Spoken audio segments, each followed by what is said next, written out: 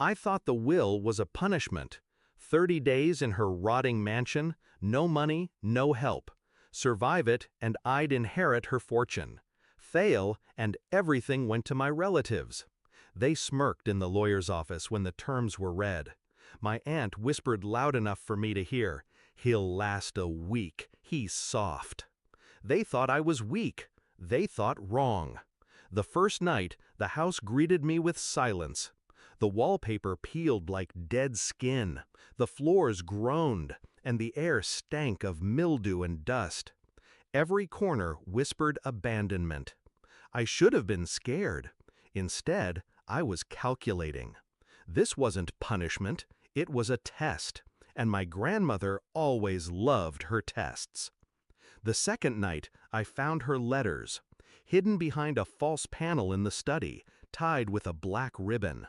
Her handwriting, sharp, elegant, unforgiving. This house will reveal the truth. Pay attention. Watch who comes for you. I didn't understand, not yet, but by the fourth night, I noticed the food I had rationed was disappearing faster than I ate it. At first, I blamed my hunger. Then I caught the sound of footsteps, faint after midnight. I waited in the dark, back against the wall, heart steady. A shadow slipped into the kitchen. My cousin Henry. So it began. They weren't waiting for me to fail. They were making sure I failed. Cutting power lines, spoiling food, locking doors from the outside. Every morning they came by the gate, asking with saccharine voices if I was holding up. Behind their pitying smiles, I saw their hunger.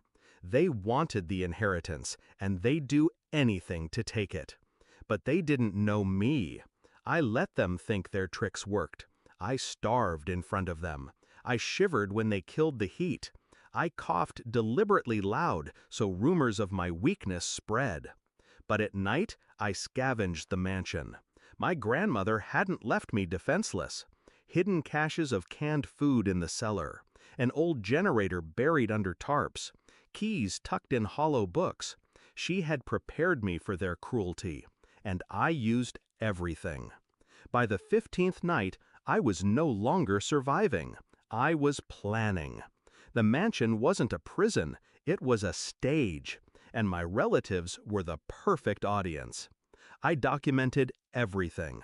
Photographs of Henry sneaking in, recordings of my aunt tampering with the locks, proof of sabotage, betrayal, and attempted fraud. The more they struck, the deeper they buried themselves. And I smiled in the dark, knowing exactly how this would end. Day 22, the storm came. The old roof leaked, and water flooded the hallways. My relatives arrived at the gate with umbrellas and smug looks, waiting for me to beg. I opened the door just enough for them to see my soaked clothes, trembling hands. "I can't do this anymore," I whispered. Their eyes lit up like vultures finding fresh meat. But I didn't quit. I let them stew in anticipation, convinced my collapse was days away. Meanwhile, I prepared my finale. Day 30 arrived. I walked out of the mansion thinner, hollow-eyed, and silent. The lawyer gathered us all in his office, the will on the table. My relatives leaned forward, barely able to hide their excitement. He cleared his throat. By surviving the 30 days, the inheritance, now... Wait, I cut him off, sliding a folder across the table. Inside, photos, recordings, timestamps. Every betrayal, every attempt to sabotage me. The lawyer's face hardened. This is criminal. My relatives froze. Their smirks cracked, drained, fell apart. I leaned back in my chair, calm. They weren't just waiting for me to fail, they made sure of it. Grandma warned me. She told me to watch. For once, silence filled the room. Not the victorious kind they had dreamed of, but the silence of people watching their empire collapse. The inheritance became mine. Theirs became nothing but legal battles and shame. Now, when I think back to that rotting mansion, I don't remember the mildew or the hunger. I remember control. I remember patience. And I remember the look on their faces when they realized I had turned their trap into my weapon.